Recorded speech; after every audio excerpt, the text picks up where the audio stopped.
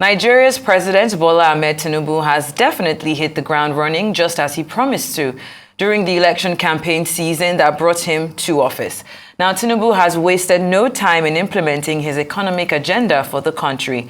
In his first 30 days in office, he has taken some bold and controversial decisions that have shaken up the status quo and generated mixed reactions from Nigerians and the international community. From the withdrawal of petrol subsidy to the unification of the naira, the president has not slowed down in implementing his plans for the country. This has, however, created untold hardship on citizens that have been lamenting on the high cost of living since his decisions have been generated. Well, joining us on the morning show today as we look at Tinubu's first 30 days in office is Tilewa Adebajo, a finance expert and the CEO of the CFG Advisory. Welcome to the morning show. Thank you for being here with us. Thank you. Good morning. Good morning. Good morning. Good to have you. Yes, well, as we reflect on the president's first 30 days in office, I mean, we've already highlighted some things there: the unification of the naira, and of course, the removal of fuel subsidy. What we're looking at these key policies, economic policies that have been introduced, that is supposed to signal the direction of this current administration's agenda. I would like to know what your overview is about it, even as Nigerians understand the removal of fuel subsidy, but they don't like the effects that fuel subsidy has on their lives. What is your overview on that?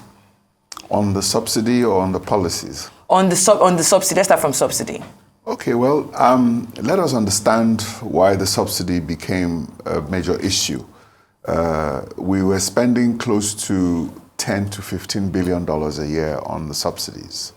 At a point in time when oil prices hit $100 a barrel, instead of Nigeria getting a windfall from that to be able to put a surplus into our fiscal budgets, we were suffering a loss and we were borrowing excessively. So it was a zero-sum game for the country. In fact, we were piling up debt at a point in time where we should have been recording a surplus. So when you have a situation whereby the books don't balance anymore, then you have to be able to bring out the source of that revenue. So the 96% of the revenues of the country was going towards debt service, not to talk about funding recurrent expenditure or capital expenditure. So we were in a significant deficit position, and we had significant ways and means financing of close to 23.7 trillion or more. So it was a situation whereby something had to give, because I'm sure that even in our households, you cannot spend 96% of your salary just to pay debt, because you need money that you're going to keep for consumption, and you also need money that you're also going to put aside for investments. We were not doing that. So hence the subsidy was the first thing or the easiest thing to go to relieve the pressure. Because if we didn't do that, our economy was going to start heading towards the level of Zimbabwe and Venezuela with hyperinflation. So we had reached a point whereby it was no longer sustainable. All right, I mean, I understand why Shaitan will be interested in the subsidy thing. Everybody's feeling the effect. But I want to, we'll come back to it, but I'd like you to look holistically at the policies of the president in the first 1 month. Of course, subsidy removal will be part of it, but I will imagine that that's just part of his, shall we say, energy, policies on the energy and the oil and gas sector on the one hand, and of course, how to conserve and make more money, for revenue. But in terms of the policy directions, what people are basically saying, especially those who are in support of what the president has done, is to say that he has hit the ground running, which has become something of a cliche, and that he's been bold and courageous. Is that what you see in his first 1 month, or you think that could there be a well-orchestrated propaganda as to endear the president to the people before we have the opportunity to subject those policies, to rigorous analysis. What are your specific thoughts on those policies? Well, you've made a very valid point in the sense that we need to be able to separate the wheat from the chaff. And quite clearly, it's important to understand that the economy that was inherited was an economy that was in serious stagflation, which is low growth, high unemployment, and high inflation. So to be able to get out of stagflation, you need some structural reforms. So what you found out was that the previous administration had set the bar so low that, and these issues had already set Nigeria back significantly, not only from the local economy, but also from the external economy, that these reforms were definitely obvious. So in coming in the first 30 days and articulating the policies, and not only articulating it, but going ahead with the implementation of the subsidy removal, and of course the unification of exchange rates, I think what we tend to do then was you found a situation whereby those were two critical pressure points. So he has relieved that pressure. And you can begin to see that from that pressure coming up, you now see how the financial markets are beginning to react to that. There is now a convergence between what you call the parallel markets and the official rates. So there's no official rate of differential within the foreign exchange system. So the arbitrage opportunities for round tripping and all those things have been eliminated now. Totally? Yes. In fact, you will say that they've been eliminated. Yes, definitely. Totally. So you find out that even the bank rates or the official rate is now even slightly higher than the parallel market rates. And, you know, interbank transactions, I think, are beginning to come up. So that one singular step, the financial markets have reacted positively towards that. So that in itself, those two things have eased the pressure and you've set a policy direction. Also, they have articulated their economic policy. There was a document which we'll be discussing next week on their policy direction, which was chaired by Senator Tokunbo Abiru and had Dr. Yemi Cardozo, and they did with KPMG, which they articulated their economic policy direction. So it's very clear what they've said they want to do on monetary policy, fiscal policy, and also trade policy alignment. So they've articulated those policies in a document which was done in May. And then the first two steps of that is the subsidy removal and the foreign exchange management. And the fact that they've done that has sent a very strong signal to not only the financial markets, but to both local and domestic investors and the economy as a whole. So now what you are saying now is that how do we now manage the fallout? Because the fallout of this is the fact that we're going to have serious inflationary pressures. And right now, inflation at about 23.5% is at an 18-year high. Absolutely. So, and we have not seen the effect of the subsidy removal and the foreign exchange conversion on the inflation rate. It hasn't been reflected in these inflation rates. So what we're trying to see is that inflation is definitely going to go up. And now it's a question of what program do you have in place within the central bank to manage inflation. So those are the sort of things we need to now begin to talk about. How do you begin to cushion the effects of these actions? When you say cushion effects, I'm sorry, because you know this aspect of it is very important. When you say that there are two key pressure points that have been removed in order to relieve government, but those two key pressure points have been transferred to the people. First is the subsidy removal from 195, it was meant to be 185 in many cities with access, to 488, 525, 585 kind of a thing. It's pressure to you and I. I'm not so sure how much of the pressure you were feeling, but you know, to Sheita and I and many other people. Unification of the foreign exchange means that everybody's now dealing with the dollar at 7-something, 8-something. People are saying that maybe it might go to 1,000. So much so that as at now, what we're hearing is that an economy ticket out of Nigeria to Europe or to the US has moved from 800 and something to 2.2 million. So even for the middle class or upper middle class people, everybody's feeling the pressure. Is that success, though? Yes, you're saying that let's manage it. But then when you remove those pressure points from the government and put it directly on the people who have been dealing with a lot for years, how is that progress? Well, we're saying that what is happening is the fact that we haven't been living in the reality in the Nigerian economy. The Nigerian economy has been distorted for quite a while, and that is why you see that we have not seen consistent level of growth. Let's take an instance. In 2014, we had a growth of 7.5%. Inflation was at 9% then. You see, when inflation is low, then you create value for your populace. Right now, with inflation at 23%, the real rates are negative. Okay, so any investment you're making now, interest rates is at 18%, inflation at 23%.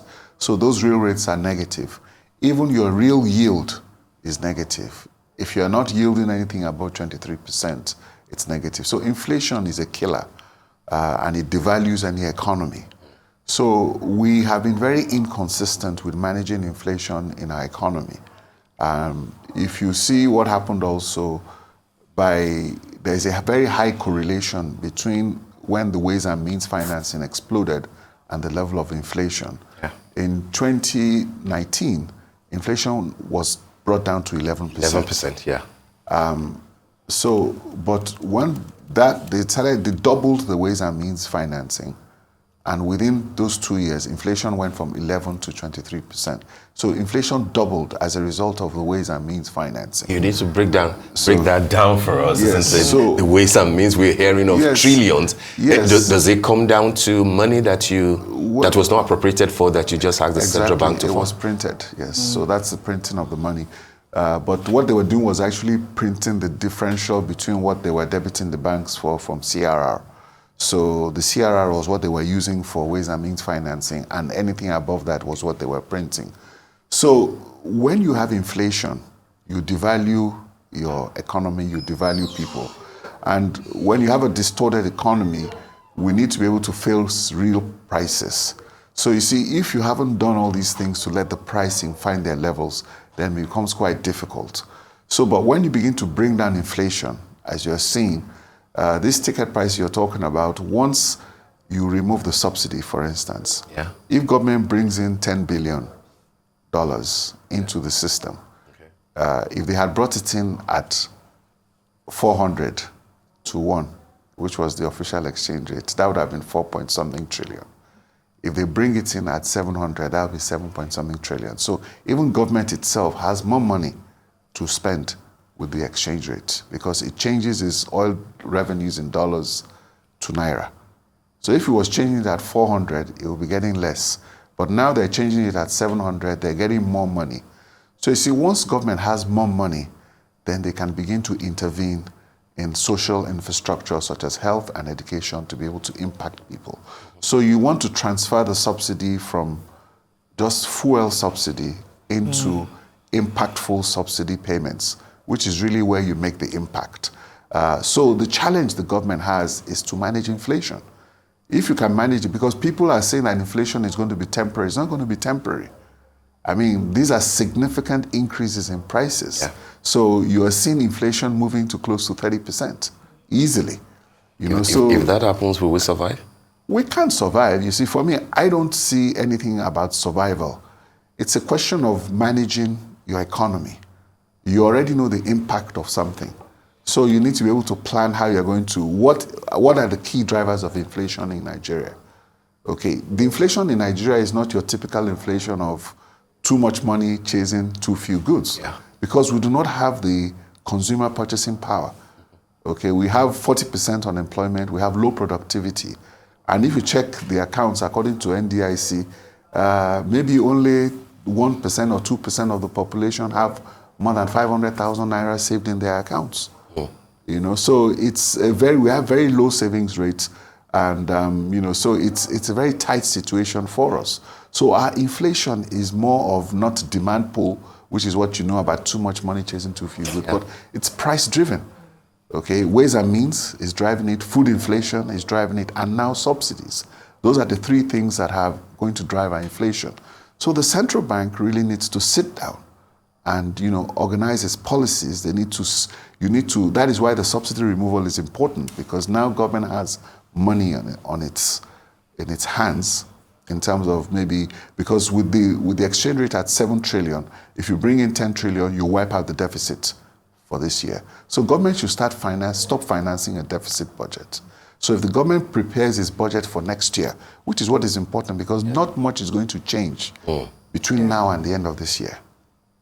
Because government now has to get a handle on what it's going and prepare its budget for next year to be able to see something that is impactful. So it's now a question of management, really, at the end of the day. Really a grim reality, for me just listening to you now. But I would say one of the critical concerns for Nigeria's economy has been the issue of diversification. Now, in the first 30 days that the president has been in office, do you think that there has been, in the setting of his agenda to promote diversification and reduce the country's dependence, or some would say over-dependence on oil production? And what further measures do you believe that maybe he should take to achieve a meaningful diversification, so that I guess we can find other ways and means to, bring money and funding into other ways and means. Okay. By ways and means, I'm sure you don't mean by printing more money. Of course not. Of course not. You've raised a very interesting point. And you see, the diversity of our economy is not... the oil, in the last budget, oil revenues only contributed 30% to the revenues. We had a revenue projection of 10 trillion naira from the last budget, and oil revenues was only about 30% of that. So we have been successful in diversifying that economy in terms of our revenue sources. But the problem is the fact that for foreign exchange, we're 90% dependent on foreign revenues. So we need to diversify. What we need to focus on diversifying is our export base, so that we're exporting more, not only just crude oil, because crude oil accounts for 90% of our foreign revenues. So we need to expand our export base to be able to make sure that we have more sources of foreign exchange, and also increase foreign direct investments. That is very critical. So, but when your economy lacks any confidence, is also another important issue. Because if you do not have confidence in the economy, not only do the domestic investors themselves do not expand, the businesses here will not build new factories, they will not expand, they will just try to manage themselves within what they have. But when there's confidence, the local manufacturers are the ones who will start to expand. Then the foreigners will see there's an opportunity and they will come. But unfortunately, the problem with Nigeria is inconsistency in policies. The last 8 years has set us back maybe another 15 years. So if you now bring in consistent policies now, it will take a while. There are no quick fixes. When it's good, we like to say what's happening in the first 30 days, what's happening in the first 100 days.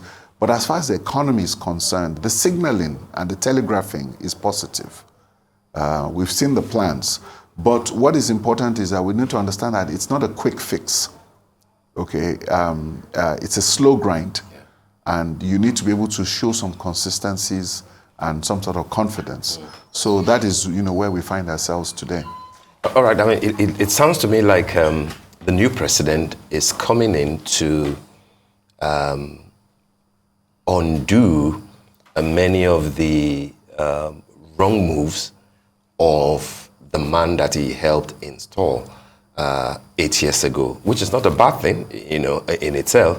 But then, from what you have said, how this impact is mitigated will now be the issue. So you mentioned about how CBN will need to be on top of the monetary matter. So I'm asking you, what quality of people do you think that will be able to assist the president? We're hearing that by next week it is possible that he might come out with a list of his ministers. Of course, the Minister of Finance will be there, Minister of Investment and Trade, Minister of Budget.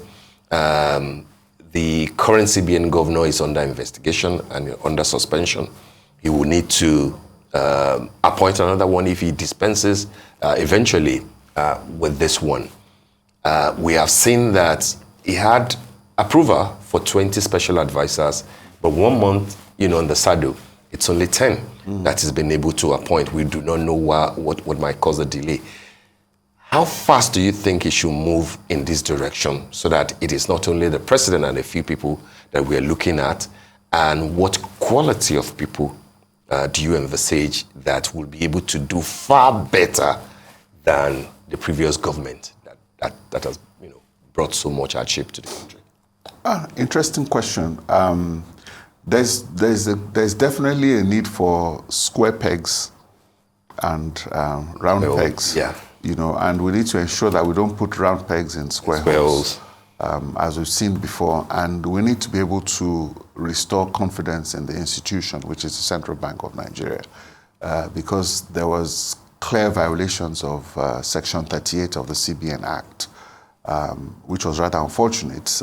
There were clear violations of the Fiscal Responsibility Act. So when you have laws, it's important that we don't violate those laws and we do not debase institutions, because when you debase institutions, what happened before happened. So it's important that you need to restore confidence, and by putting, not only by appointing the right people in the right places, but also you need to be able to show consistency and confidence in what you are doing. The plan, like I said before, has been articulated. We'll discuss that next week. But again, you need to put the right people there, and you need to be able to show commitment to leadership. And one of the things that was in the plan, they said, was about coordination and monitoring. And I think they've committed to the fact that the president himself will coordinate the key ministries and have a coordinating department. And they've also talking about performance management. In terms of appointing all the special... You've seen this document? Yes, we have the National Economic Policy document which they've put together, and we'll discuss that extensively next week. But they have already set out the agenda, and they've already said what they're going to do. So it's clear that we know what new things they want to do to be able to ensure that the economy is being coordinated properly, and not only the economy, but all the other ministries too are being effectively monitored. So it seems that some of these special advisors that you're seeing now will evolve into ministers. And maybe new ones might come into play. But there's also a process that needs to go through. Also, there was a sequence. The old Senate or the whole Assembly, their term ended later than... That's right. So there are a lot of sequencing that we'll see. So what is important, I think, is that we already see their plan. They've articulated their plan. So it's now a question to see the people that are going to come in to implement this plan and what is going to happen. But for me, I think what we should look at is that, yes, the two key pressure points, as we've said, they've done that, which I think there's been a lot of positive responses to that. But again, like I said, inflation is going to go to 30%, and it's not going to be a temporary inflation. It's probably going to take about a year or so for us to get a handle on inflation. But what I think is most important is that they need to start to focus on their medium-term economic framework, because this is a budget they've inherited. So right now, they need to put their people there. We need to understand the extent of this problem, because we don't know what the debt profile really is. So we need to get an independent review of that for them to come up with. 80 trillion we're hearing. Exactly. So all this issue about, is it 77 trillion now? Or we need to understand and get a handle of that. They need to translate all these policy documents into actionable plans. The people who are there need to work towards that. And when they come out with their budget at the end of the year, I think that is what we will now be able to use to be able to see exactly what they're doing. Because we now have a new budget, we see where the consolidation is, and hopefully it's not a budget that there will be a lot of deficit financing in. We know that, for instance, a lot of the revenues have been accounted for on swap deals, so there's not a lot of room for money for them now. So a lot of revenues will not be able to be available to them until next year.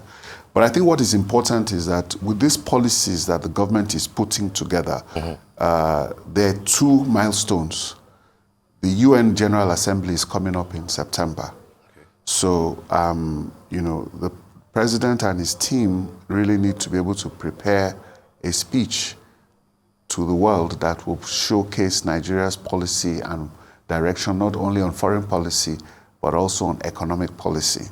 And on the sideline of these meetings, I think it's important that we need to be able to approach key investors, foreign investors, to send them a signal as to our readiness for change and reform.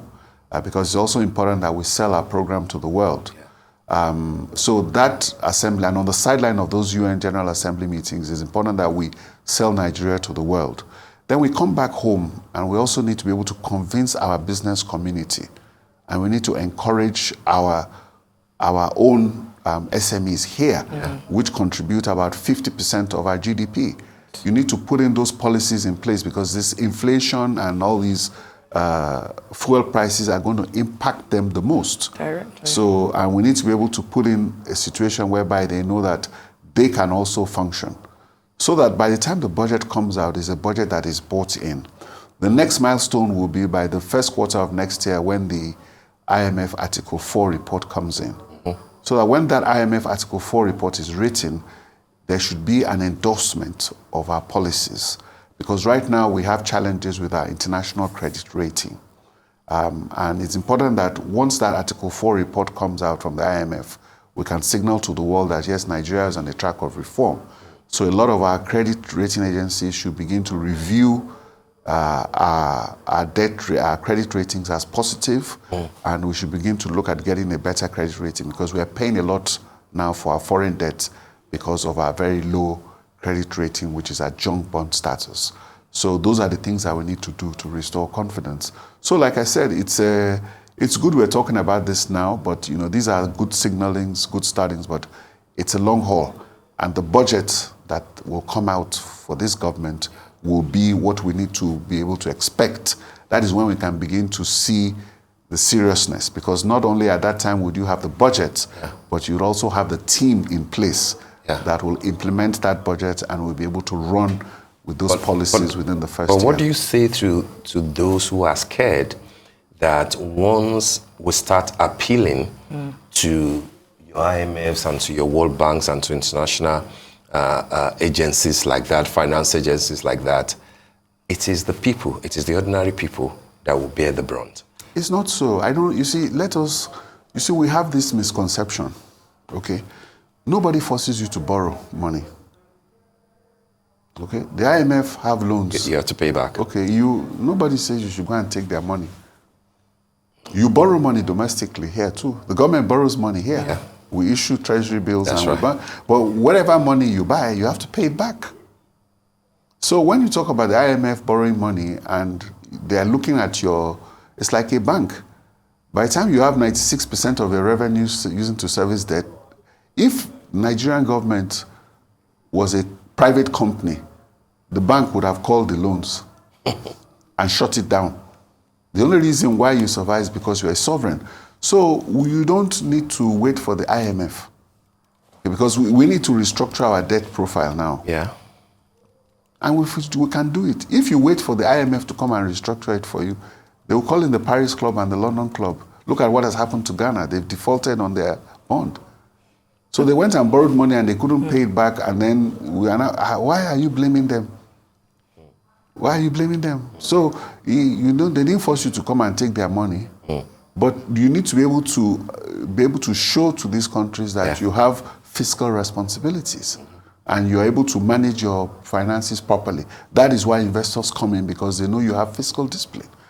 But so we need to move away from that, because these World Bank loans are very good. 30-year loans at interest of 2%. You can't find that anywhere. You understand what I said? They are heavily concession loans. And the World Bank tries to put these loans into development projects. Let us use it to build our hospitals, our roads, and then pay it back over 30 years. Those kind of loans, you can't find them anywhere. So when you get those concessionary loans and you still cannot pay back, then you know that you, as a government or a country, you have challenges. So I think we should leave the IMF alone. We should focus on our own internally generated economic policies and instill our fiscal discipline. and and that is what we need to focus on. I mean, very quickly before we go, I think it's interesting that you mentioned in the future the fact that the UN General Assembly is coming up and that we could take advantage of that summit.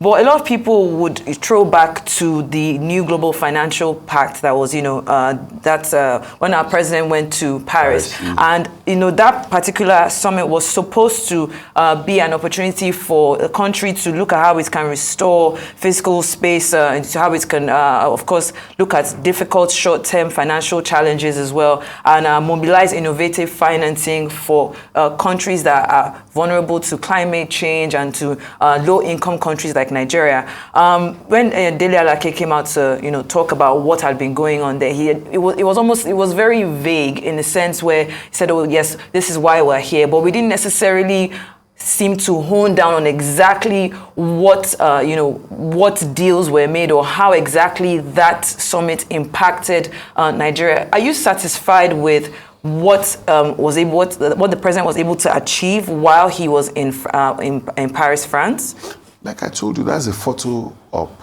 It's a photo op and it's a Photoshop, and it's more on a climate change issue that was called by the French government, and it's more of French diplomacy, so it's not something that, they're looking at that and they're talking to people. Janet Yellen came in from the States, and so they had a few global players, but it was more of a talk shop and a photo op to be able to follow up on issues. But when you get to substantive issues, then you're talking about getting to the UN, you're getting to the World Bank, you're getting to the IMF. Those are the people that make those decisions at a global level, and your one-on-one bilateral issues with how do we engage the United States, how do we engage the UK or the EU as a group. How do you engage China? So our diplomacy is very important, because not only are you looking at engaging these countries, but there are trade-related issues there. Because your trade policy is very important, because you're not only talking about monetary policy, you're talking about fiscal policy, but you also have to put your trade policy in there. And it is trade policy that is international. And that is where international diplomacy is very important with your trade policies and how you work things out. China, for instance, devalues their currency and ensures that their currency is devalued against the US dollar. Why? Because they're a big exporter to America, and they always want to make sure that their currency is cheaper than America, so that their goods can have value to the Americans.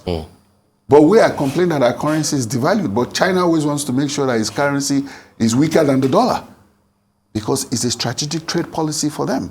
So we need to develop along those lines and understand what is in our interest and align our economies and our diplomacy along those lines. So those two things go in hand. Yes, it's good we go to those things, but it's not one of the major events that will be able to deliver things. It is these things like the UN General Assembly, because there you have other heads of states that you can meet with on a one-on-one basis to be able to do your deals and talk about what you want to do, how you want to go about it, what you require from them.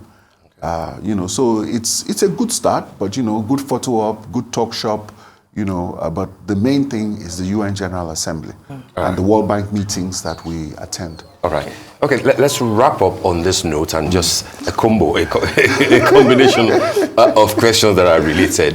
This is a belt tightening period for many Nigerians, Yes. almost like austerity measures or structural adjustment programs.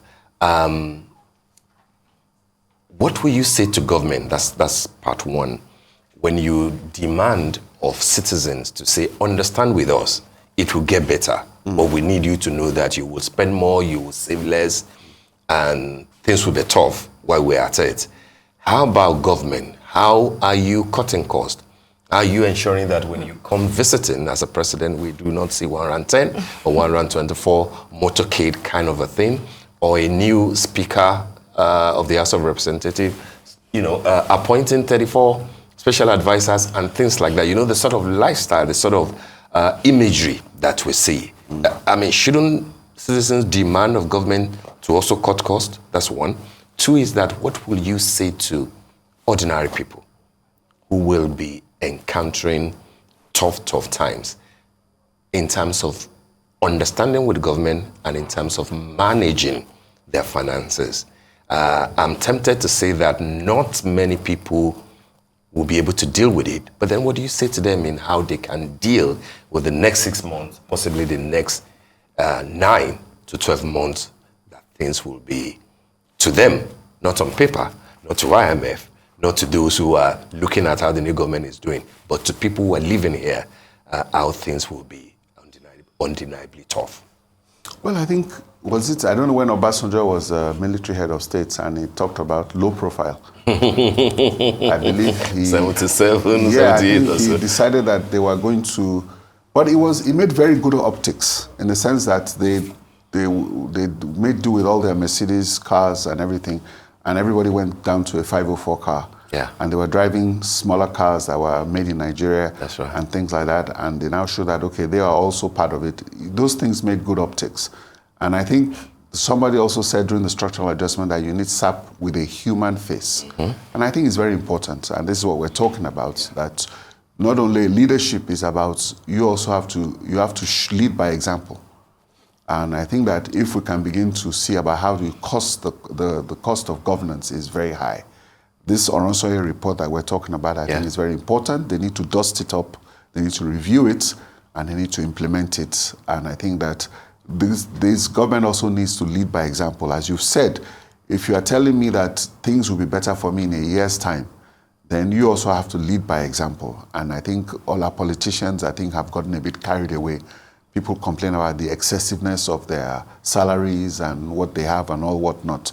So these are political and things that you also need to do to be able to ensure that your economic policies are successful. Yeah. Because it is a political economy. And if you do not manage the political side of things, you might be put under a lot of pressure to be able to reverse a lot of your so-called good policies. Thank you so much. This has really been enlightening. Mr. Tilewa Adebajo, finance expert and the CEO of the CFG Advisory.